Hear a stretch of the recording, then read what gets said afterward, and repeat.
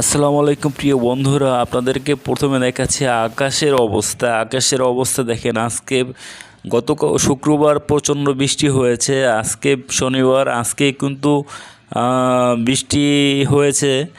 তো আমরা বৃষ্টির ভিতরে গুরু গুরু বৃষ্টি পড়তেছে, আমরা বাইকাররা দেখেন দাঁড়িয়ে আছি ট্রিপের আশায়। অথচ আজকে শনিবার, বন্ধের দিন, অফিস আদালত, সরকারি যত অফিস আদালত আছে, বেসরকারি সবই বন্ধ শনিবার দিন। তো রোডের অবস্থা দেখেন একদম ফাঁকা, আকাশের অবস্থা দেখেন আকাশ মেঘলা, গুড়ি গুড়ি বৃষ্টি পড়তেছে। তারপরও কিন্তু আমরা এর একটি আশা নিয়ে, একটি ট্রিপের আশায় আমরা কিন্তু এখানে বসে আছি যে আমরা কখন একটি ট্রিপ পাবো। এই যে দেখেন আমার বাইকটি, আমি কিন্তু এখানে দাঁড়িয়ে আছি, আমার সাথে ওই যে সামনে বাইক দাঁড়িয়ে আছে, ডানে বাইক দাঁড়িয়ে আছে, হ্যাঁ সব জায়গায় কিন্তু বাইক দাঁড়িয়ে আছে।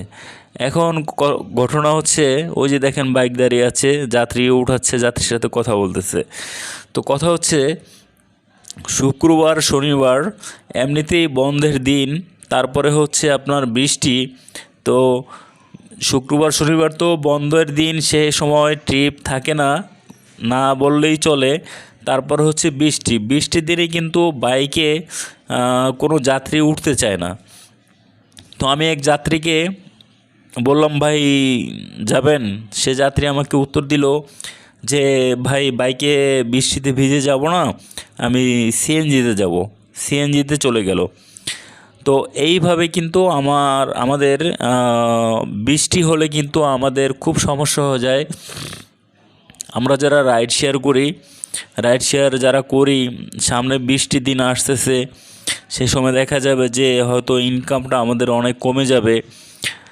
আর দ্বিতীয় কথা হচ্ছে যে রাইড শেয়ার যারা এখন আপনারা আসতে চাচ্ছেন, আষাঢ় শ্রাবণ মাসে আপনারা রাইড শেয়ার করতে ঢাকা শহরে আসবেন না।